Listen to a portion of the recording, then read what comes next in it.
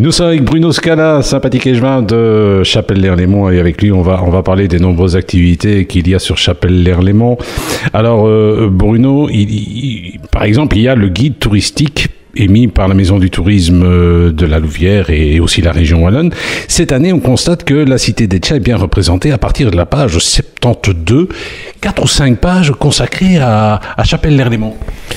Oui, merci de le souligner parce qu'en fait, on a toujours l'habitude de dire voilà qu'est-ce qu'il y a comme activité touristique ici à Chapelle. Il y a le domaine de Clairefontaine, mais il n'y a pas que ça. Il y a de l'événementiel à travers le carnaval, à travers la fête de la saucisse en fin mai et à travers une festivité qui s'appelle la Feria, qui est une des plus grosses garden parties de la région. Et donc tout ça se retrouve aujourd'hui dans le guide touristique.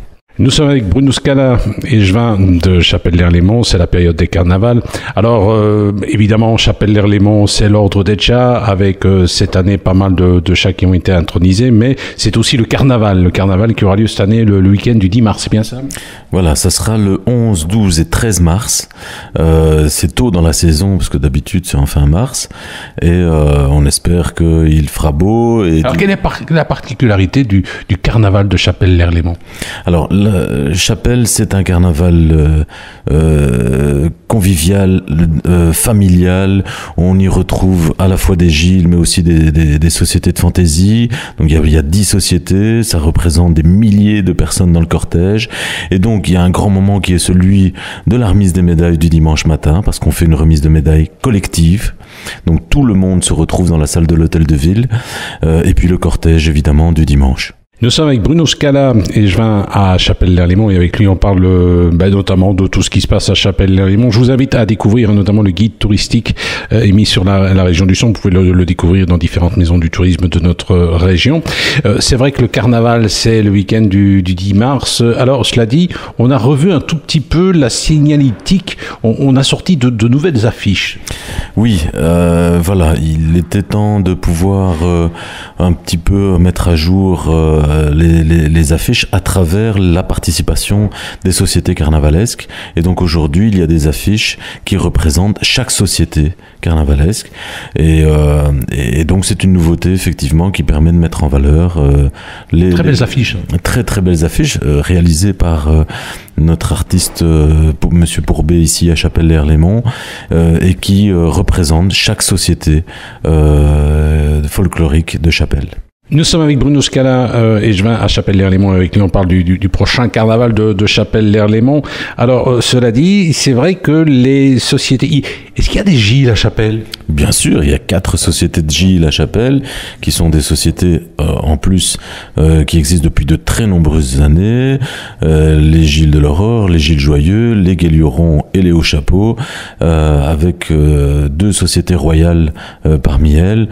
Donc, on est très très bien représenté en société de gilles ici à Chapelle-l'Erlémont. Il y a d'autres sociétés, notamment Charleroi, pour le carnaval de Charleroi. On en a invité 3, des trolls, ou je ne sais pas trop bien quoi.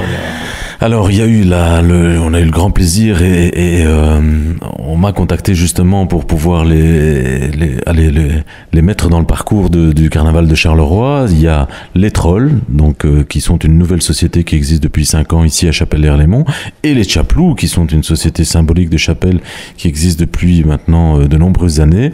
Et ce qui m'a valu la petite réplique de dire que ce n'est plus le carnaval de Charleroi, mais le carnaval de Charleroi. Eh bien, nous étions avec Bruno Scala. Avec lui, on a parlé de toute une série d'activités, notamment le carnaval de Chapelle-l'Erlémont, le Létaré. Et on s'est un petit peu raccroché aussi à cette revue émise par la région wallonne, le guide touristique du parc des canaux et des châteaux.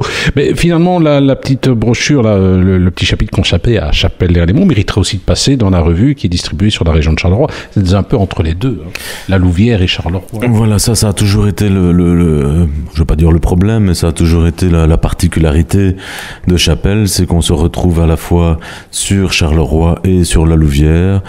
eh bien, on a pris la décision d'essayer de tirer profit des deux, voilà, des deux, et de faire fi des petits soucis qui peuvent y avoir autour de ça. Parce qu'il y a autant de Carolo que de gens de la région de la Lviv. Alors, j'ai vu aussi en matière de patrimoine, il y a des choses à découvrir, notamment site de Clairefontaine, mais aussi vous avez une superbe église, l'église Saint-Godard, elle est fabuleuse. Tout à fait, on a un patrimoine lié aux fabriques d'églises important ici à Chapelle, et donc ça vaut la peine aussi de mettre en évidence ce qui existe à Chapelle à ce niveau-là.